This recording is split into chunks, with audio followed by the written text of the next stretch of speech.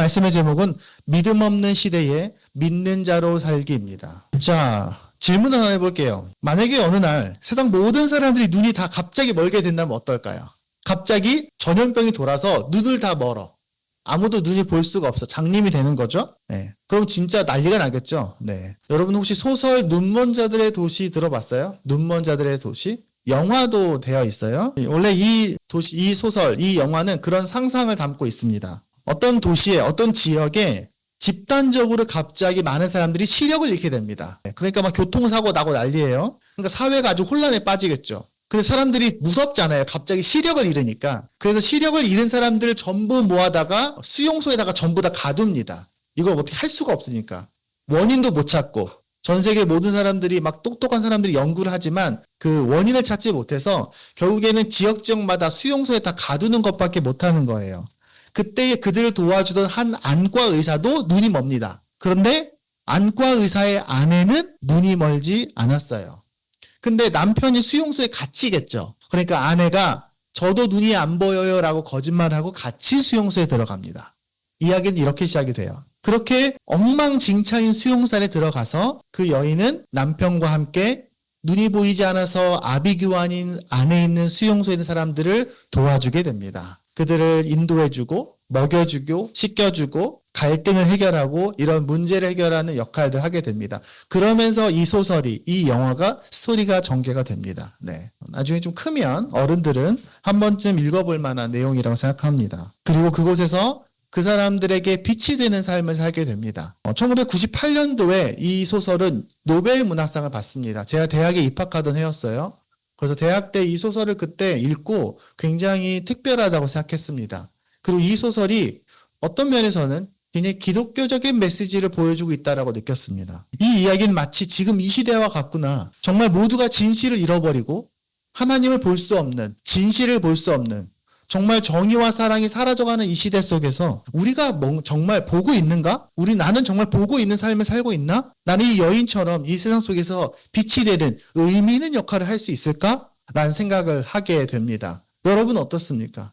여러분이 그런 상황이 있다면 어떻게 행동하겠습니까? 우리가 오늘 함께 나눌 다니엘서 1장도 비슷합니다. 이스라엘이 망했어요. 그리고 사람들은 바벨론으로 끌려갔습니다. 이 하나님 없는 땅에서, 우상이 가득한 땅에서 믿음의 눈을 잃지 않은 4명의 소년이 있었습니다. 그 소년이 그곳에서 어떻게 살았는지 그 이야기를 나누려고 합니다. 우리가 아까 방금 읽었던 말씀처럼 바벨론은 당대의 가장 강력한 제국이었어요. 이스라엘이 버틸 수 없었습니다. 근데 그 전까지 이스라엘이 바벨론이라는 제국에 먹히지 않았던 이유는 하나입니다.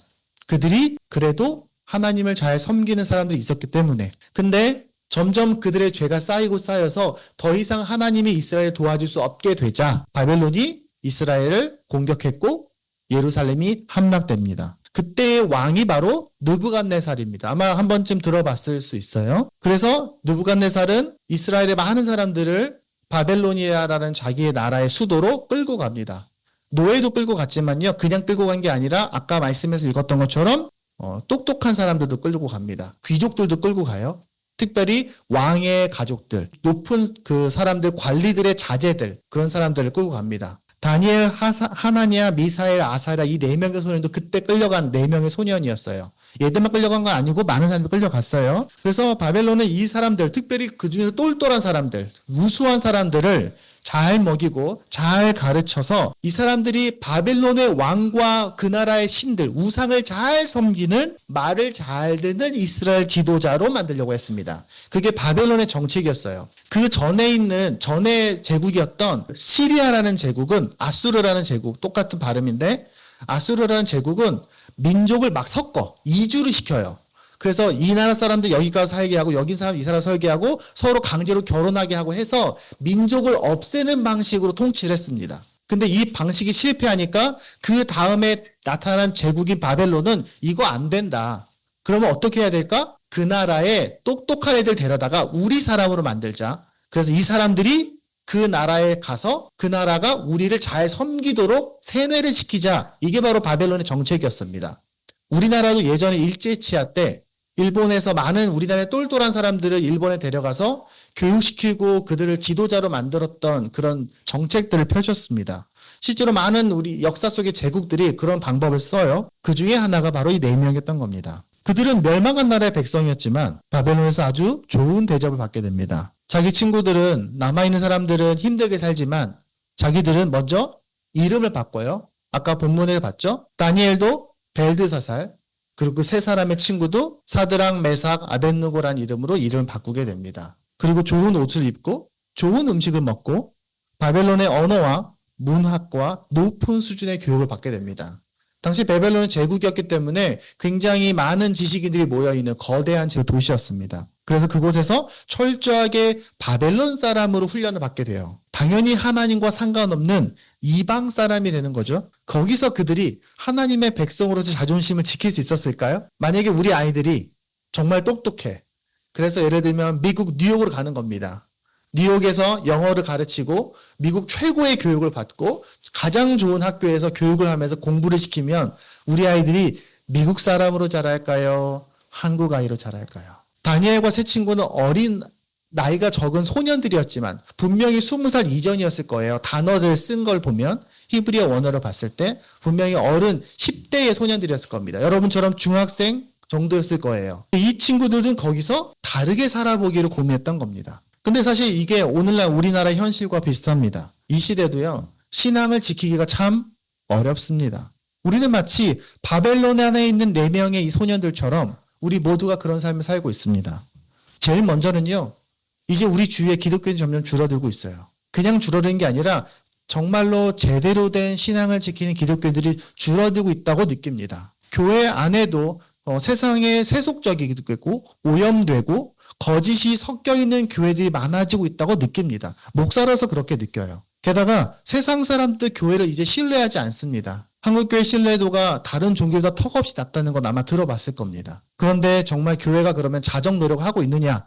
그것도 아닌 것 같아요. 그래서 우리 아이들이 앞으로 이 시대, 이 대한민국에서 정말로 좋은 그리스도인으로서 정말 말씀 속에서 진리와 정의와 사랑으로 하나님 나라의 가치를 따라 사는 좋은 그리스도를 산다는 게 얼마나 쉽지 않을까, 얼마나 유혹이 많을까, 얼마나 복잡할까 라는 걱정을 하게 됩니다. 목사로서. 그건 어른들도 마찬가지죠. 심지어 기독교인들조차도, 아니 교회 다니는 사람들조차도 그 사회에서 바른 기준을 지켜가는 것이 사실은 쉽지 않아 보이기도 합니다. 게다가 세상은 점점 교회, 기독교의 가치와는 점점 멀어지는 것처럼 보입니다. 여러분, 이 시간은 정말 성공지상주의죠. 성공하고 돈 많고 높은 곳에 올라가면 최고라고 생각합니다. 사실 오늘 본문이 다니엘서인데 교회 다니는 사람들이 다니엘을 왜 좋아하냐면 다니엘이 성공한 사람처럼 보이기 때문에 좋아하는 거예요. 우리 아이도 다니엘처럼 외국에서 지도자가 되면 좋겠어. 이 욕망 때문에 다니엘을 좋아하는 거예요. 다니엘은 그 얘기가 아닌데 말이죠. 또 세상은 되게 쾌락주의로 가고 있습니다. 나 즐겁고 재미있으면 최고야. 그게 장땡이지. 네. 점점점 세상 문화는 의미보다 가치보다는 나 재밌고 즐거운 것만 최고라고 생각하게 됩니다. 아이들도 마찬가지예요. 그리고 세상은 점점 효율화, 이익 이런 것만 가득해지고 있고요. 남과 비교하게 됩니다. 사람들과 비교하면 너는 몇 점이니? 너는 남들보다 더 좋은 것을 가졌니? 너는 더 높이 올라가고 있니? 라고 질문하면서 남들처럼 높이 올라가지 못하는 자기를 보면서 부끄러워하고 스스로를 자괴감을 느끼고요. 아빠, 엄마, 저는 망했어요. 저는 남들보다 똑똑하지 않아요. 저는 좋은 대학에 못 가요.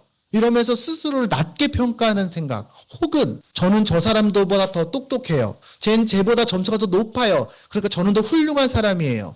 저는 쟤보다 더 잘생겼어요. 키가 커요. 외모가 더 훌륭해요. 라고 하면서 되게 자부심을 느끼는 왜곡된 시대를 살고 있습니다. 우리 아이들은 그런 문화가 가득한 시대를 살고 있어요. 제가 처음 얘기했던 그 눈먼 자들의 도시라는 소설에서도 눈뜬 사람을 산다는 게 아마 쉽지 않았을 겁니다. 그런 것처럼 이 믿음 없는 시대에, 하나님과 상관없는 시대에 하나님의 자녀로 산다는 건 당연히 어렵습니다. 우리 애들이 생각하면, 우리 아이들 생각하면 사실 가끔 답답해집니다. 그러므로 먼저 우리는 인정해야 돼요. 그래, 맞아. 직면해야 됩니다. 괜찮은 척. 그래도 목사님, 우리나라의 기독교인이 한 15%, 20%는 된대요. 정말 그럴까? 스스로는 좀 고민하게 됩니다. 우리는 이 믿음 없는 시대에, 하나님과 멀어지는 시대에 너무 익숙한 건 아닌가라는 생각을 하게 됩니다. 우린 좀 긴장해야 돼요. 각성해야 됩니다. 그게 바로 오늘 첫 번째 이야기입니다. 우리는 믿음 없는 시대 속에 살고 있다는 거예요. 그렇다면 다니엘은 어떻게 했는가? 오늘 8절에 보면요. 다니엘은 이렇게 말합니다. 다니엘은 뜻을 정하여 왕의 음식과 그가 마시는 포도주로 자기를 더럽히지 아니하리라 라고 결심합니다. 그리고 부탁해요. 환관장에게, 당시에 그 총책임자에게 물어봅니다. 저 이거 고기랑 여기 있는 포도주 안 먹으면 안 됩니까? 저 채소하고 물만 먹을게요 라고 부탁을 합니다. 그러니까 안 된다고 했겠죠, 당연히. 처음에. 방금 얘기했던 다니엘, 하나냐, 미사엘, 아사랴는요, 그 나라의 언어와 문학과 학문은 다 배웁니다. 아까 말했던 것처럼. 바벨론 언어를 잘 했으니까 왕하고 대화를 했겠죠. 그런데 그들은 이름도 바꿉니다. 쉽게 말하면 지금은 창씨 계명인 거예요. 그 나라 이름을 써요. 참고로 이 4개 이름 중에요, 뒤에 가면은 다니엘도 이름을 바꾸지만 이 3명의 친구는 그냥 바꾼 바벨론 이름을 써요. 성경에서. 다니엘만 유대 이름을 그냥 고집합니다. 왜냐하면 다니엘은 이스라엘의 어떤 큰 맥락, 지도자로서의 흐름을 하고 있기 때문에 다니엘 서고 다니엘이라는 이름을 그냥 유지하고 있어요. 하지만 이 3사람은 뒤에 변화된 창시 계명된, 쉽게 말하면 그런 이름을 쓰고 있어요. 참고로. 그러니까 이 친구들이 고민했겠죠. 내가 바벨론에 이제 왔어. 여기서 먹고 살아야 돼. 근데 나는 하나님의 백성이야. 그럼 뭘 바꿔야 될까라는 말이죠. 이럴 수 있죠. 저 바벨론 언어 안 배울게요. 그럴 수 있겠죠. 저 바벨론 공부 안 할 거예요. 그럴 수 있겠죠. 그러면 이 사람들은 그냥 노예로 살면 됩니다. 다른 친구들처럼. 혹은 저 이름 안 바꿀겠어요. 저 그냥 유대인 이름으로 살 거예요. 그렇게 박박 우겼다면 또 노예가 됐을 수도 있습니다. 근데 여기서 그들은 그건 다 수용하되 음식을 먹지 않기로 결심합니다. 우리는 여기서 살아야 돼. 여기서 우리 믿음을 지켜야 돼. 그러니까 왕의 음식과 포도주를 먹지 말아야겠다라고 생각했던 겁니다. 왜 그랬을까요? 왜 음식이요? 하필이면? 왜 포도주죠? 첫 번째는요, 율법입니다. 이스라엘에서 먹는 것과 먹지 않는 거 되게 중요해요. 성경에 보면요, 뭔 먹어라, 먹지 마라, 이렇게 먹어라, 저렇게 먹어라. 요리 방법도 제한해요. 참고로 양의 새끼는 어미의 젖으로 삼지 마라. 뭐 이런 것들도 있어요. 그러니까 이스라엘에게는 먹는 게 되게 중요합니다. 먹는 방식도 중요해요. 근데 왕의 음식과 포도주는 다 뭘까요? 다 제사에 쓰였던 음식들이에요. 그들이 볼 때 내가 먹는 이 음식은 하나님께 드려진 음식이 아니라 왕에게 드려진 음식이에요. 그러니까 왕과 우상에게. 그러니까 안 먹겠다고 한 거죠. 게다가 두 번째는요, 이제 내가 이거 먹기 시작하면 나 이제 그냥 바벨론 사람 될 거라고 생각했던 거죠. 내가 더 이상 바벨론 사람에게 익숙해질 수 없어 라고 생각한 거죠. 그리고 하나님과의 관계를 유지하기 위해서, 내가 하나님의 백성이라는 것을 기억하기 위해서 이 음식을 조절했던 겁니다. 이스라엘 백성들이 음식을 먹고 안 먹고는 그것이 정말 그 사람들 더럽히는 건 아닐 거예요. 저는 그렇게 생각해요. 하지만 하나님께서 이스라엘 백성들에게 뭐는 먹어라, 먹지 말라 했던 이유 중에 제일 큰 거는 너네가 무엇을 먹던지, 무엇을 마시던지, 뭘 하던지 내가 너의 주인이라는 사실을 잊지 마. 그게 바로 율법의 목표거든요. 그런 점에서 이스라엘 이 4사람은 왕의 음식과 포도주를 먹지 않기로 한 겁니다. 왜냐하면 그것을 먹는다는 것은 성경에 보면은 생명, 소속, 주권을 상징하기 때문인 겁니다. 그러니까 오늘날 우리가 뭐 음식 먹고 안 먹고랑 상관이 달라요. 지금 우리가 밥 먹는 거랑 오래전, 지금으로부터 적어도 한 2500여 년 전이에요. 이때면 한 600여 년 정도니까 500년 정도니까 이때의 음식 먹는 거랑 다른 거예요. 근데 여기서 우리가 오해하면 안 됩니다. 첫 번째 뭘 오해하면 안 되냐? 야, 채식이 그럼 좋은가 보다. 야, 다니엘과 세 친구는 고기 안 먹었대. 야, 술 먹으면 안 되나 보다. 그 얘기하고 있는 거 아니에요. 예. 성경에는 이스라엘 백성들이 고기 먹고 포도주도 마시고 합니다. 여기서 채식이 좋다는 말 하고 있는 게 아니에요. 그들이 그런 믿음의 선택을 했다는 겁니다. 두 번째는요, 율법을 꼭 지켜야 되는가 보다. 율법을 무조건 지키기 위해 노력했나 보다. 그 얘기하는 거 아닙니다. 이스라엘 여기서 다니엘과 이 세 친구가 먹는 것 말고 다른 거 율법 다 지킬 수 있었을까요? 못 지켰어요. 그들은 안식일도 못 지켰을 거고요. 유대의 다른 모든 것들을 다 지키지 못했을 겁니다. 그들이 할 수 있었던 것이라고는 먹는 것밖에 안 됐던 거예요. 이것밖에 못 지켰던 겁니다. 세 번째는요, 세상과 무조건 싸우라는 말이 아니에요. 네. 지금 여기 바벨론 사람들하고 싸웠던 게 아닙니다. 네. 오늘날 많은 사람들이요, 내 기독교적인 신앙의 행동을 지키려고 세상 사람들하고 싸워요. 막 갈등해요. 막 고집해요. 그 사람들이 고통을 받던 상관없이 내 믿음의 행동만 잘 지키면 된다고 생각해요. 그런 얘기 하는 거 아닙니다. 네. 우리는 세상 사람과 싸우면 안 돼요. 그럼 이 본문이 하고 싶은 말이 뭘까요? 우리가 이 세상 속에 산다는 건 아니 그냥 먹고 마시는 얘기가 아니라 우리가 이 세상 속에서 믿음을 지켜내는 코드들이 있다는 겁니다. 우리가 이 시대에서요. 여러분은 어떤 이유 때문에 해야 되는 거랑 거절하는 거, 하는 것과 하지 않는다는 것이 있을 수 있어요. 바벨론과 친구들은요, 다니엘과 친구들은 바벨론에서 다른 거는 다 했어요. 그러니까 그들이 생각하기에 수용해야 되는 건 다 수용했어요. 언어도 배우고, 문학도 배우고, 고민도 했어요. 근데 뭘 안 했습니까? 먹는 것을 구별했던 거예요. 여러분 어떻습니까? 여러분의 삶에서 수용하는 것과 수용하지 않는 것이 있습니까? 여러분 믿음 때문에 거절한 거 있으십니까? 믿음 때문에 포기하고 믿음 때문에 손해보고 믿음 때문에 참고 견디는 게 있습니까? 여러분에게 오늘날 왕의 고기와 포도주가 뭐냐라는 말이죠. 우리 아이들도 그럴 수 있어요. 학교에서 친구들이 내 친구들 다 하는데 내 친구들도 다 괜찮다고 말하는데 나는 하나님 믿기 때문에 그렇게 안 할 거야. 나는 하나님 믿기 때문에 나는 너랑 생각이 달라. 나는 하나님 믿기 때문에 너의 의견을 용납할 수 없어. 그건 아니라고 생각해. 라고 말하는 게 있습니까? 우리 아이들은 그 고민을 합니까? 할 수 있어야 돼요. 그럼 뭡니까?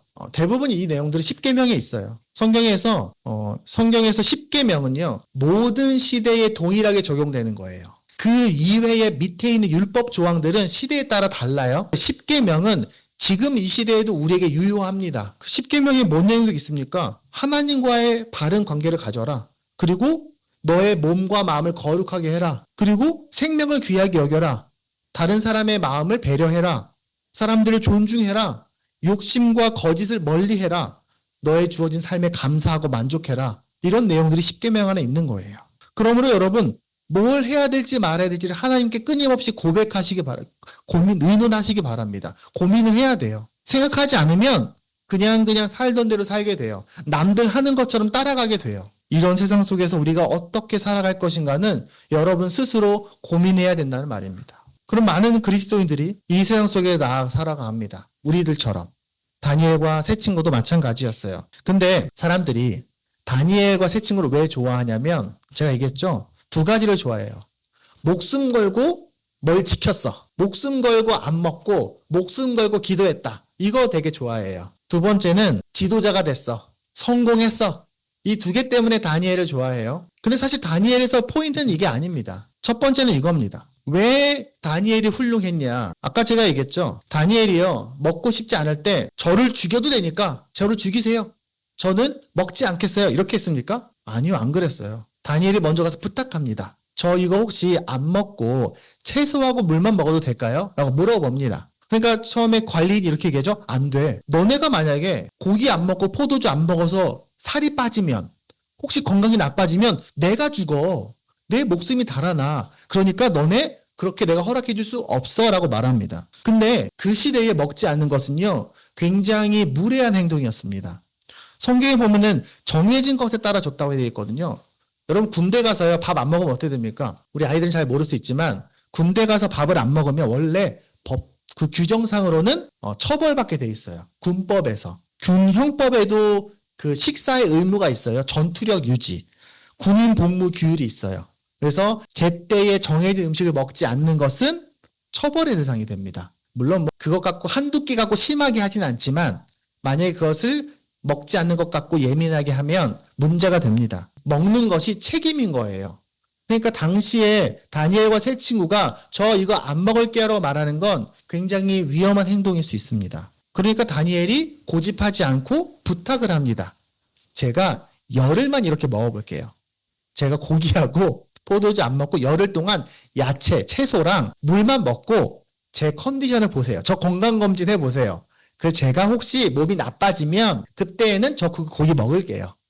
라고 말한 겁니다. 여기서 우리가 주의할 점이 있습니다. 이 말은요. 다니엘과 친구들이 10일 동안 고기를 먹지 않아서 건강이 나빠지면 먹겠다라고 말하잖아요. 그 얘기는 뭐냐면 내가 이것을 고집하는 것, 먹는 것과 마시는 것을 고집해서 나 때문에 관리인이 난처해지는 것은 하나님의 뜻이 아니라고 하는 거예요. 여기서 헷갈리면 안 됩니다. 너가 죽든지 너가 난처해지 상관없이 나는 안 먹어 라고 싸우는 게 아니라 내가 먹지 않아서 너의 입장이 난처해진 건 하나님의 뜻이 아니라라고 말하는 거라는 거예요. 그러니까 뭐가 중요합니까? 내가 율법을 지키고 안 지키고보다 더 중요한 건 나와 함께하는 내 관리자 당신의 입장이 더 중요해라고 말하는 거예요. 이것이 바로 기본적으로 다니엘이 이방에서 사람들과 함께 믿음을 지켜갈 때 기본적인 태도입니다. 오늘날 그리스도인들이 자기의 종교적인 목적을 위해서 타인을 곤란하게 만들거나 자신들의 사람들에게 고통을 좀 줘도 나는 예배 드려야 돼, 나는 기도해야 돼, 나는 내 신앙 지켜야 돼라고 문제가 되는 경우들을 사실 굉장히 자주 봅니다. 근데 여기서 보면은 다니엘이 자신의 믿음을 지켰던 이 이야기를 그래서 이렇게 보여주면서 다니엘 봐봐, 목숨 걸고 이렇게 했어. 다니엘 봐봐, 목숨 걸고 기도했어. 다니엘이 하는 얘기 그 얘기가 아니에요. 다니엘은 그런 태도로 그 시대를 살지 않았습니다. 다른 사람들에게 곤란함을 주면서까지 내 신앙 행동을 지키는 건 하나님의 뜻이 아니에요. 가끔 제가 주일날 기타를 메고 집에서 내려가면 좀 마음이 좀 불편한 부분이 있어요. 옆에 이렇게 거주자 우선 주차 지역에 차들을 쫙 세워놨어요. 그리고 뭐라고 세워놨냐면 예배 중이니까 좀 세워놓을게요라고 붙여놨어요. 뭐 이해는 돼요. 그럴 수도 있지. 근데 어떤 사람들은 굉장히 불편하겠다. 왜냐면은 이렇게 더운 날 주차하러 왔는데 지금 예배 시간이니까 네 공간을 내가 쓰겠다라는 거잖아요. 그럼 방법을 찾아야죠. 다른 방법을. 다른 사람의 거주자 우선에 내가 예배 중이니까 여기를 쓰겠다라고 말하는 건 전 옳지 않다고 생각합니다. 물론 양해를 구할 수 있죠. 전화 주시면 언제든지 나오겠습니다라고 할 수 있죠. 오늘 본문에서 다니엘이 우리에게 보여주는 믿음의 행동이라는 건 목숨 걸고 고기 먹지 않겠어가 아니라 하나님의 성품으로 사람들을 대하고 그 사랑의 소통 안에서 신뢰와 믿음의 소통 안에서 내 믿음을 지켜나간다는 겁니다. 그러니까 우리가 세상 속에서 어떤 마음으로 살아가야 될지를 다니엘이 보여주는 거예요. 그리고 감사하게도 이들은 더 건강해집니다. 두 번째는 이겁니다. 오늘 본문에 보면요, 다니엘과 친구들이 단지 먹지 않는 것이 중요했던 것이 아니에요. 이 사람들이 종교적 행동만을 위해서 노력했던 건 아니에요. 이거는 가장 기본입니다. 우리는 가끔 다니엘이 하나님에 대한 믿음을 목숨 걸고 지켰어. 먹지도 않고 마시지도 않고 사람들이 자기를 죽일 수도 있지만 기도 시간을 지켰어. 그 우상 숭배하지 않았어가 그들의 핵심인 것처럼 말합니다. 아니요, 그렇지 않아요. 사실은 그게 핵심이 아니에요. 오늘 본문을 보면요, 왕이 그들과 관리자가 그들을 봤을 때 그들이 마르지 않았기 때문에 왕에게 데려갔어요. 근데 왕은 그들의 용모가 아름다웠기 때문에 뽑은 게 아니에요. 19절에 보면요, 왕이 그들과 말하여 보매 그들이 총명했다, 지혜로웠다 이렇게 말합니다. 또 왕이 그들에게 모든 일을 물어보니까 자기 부하들 중에 10배는 똑똑하더라. 이게 성경의 결론입니다. 그 얘기는 뭡니까? 3년 동안 다니엘과 세 친구가 거기에 있는 수많은 다른 민족에서도 온, 전 세계에서 온 똘똘한 사람들 중에 탑4였다는 말입니다. 전교 1, 2, 3, 4등 한 거에 쉽게 말하면요. 물론 지금하고 비교할 수는 없지만 그들도 역시 단지 안 먹는 것 집중한 것이 아니라 그 땅에서 하나님의 자녀로서 최선을 다해 살았다는 거예요. 제가 지금 1, 2, 3, 4등 되라는 말이 아닙니다. 그들이 그곳에서 성실하게 그 삶을 살아냈다는 거예요.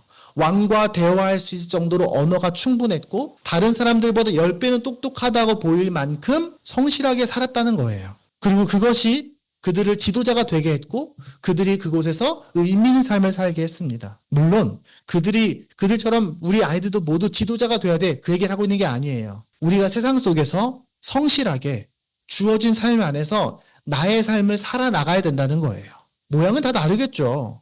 우리 아이들도 각자 다 다른 사람도 있습니다. 그것이 높고 낮음을 우리 절대로 평가하면 안 됩니다. 다만 계속해서 응원해야 돼요.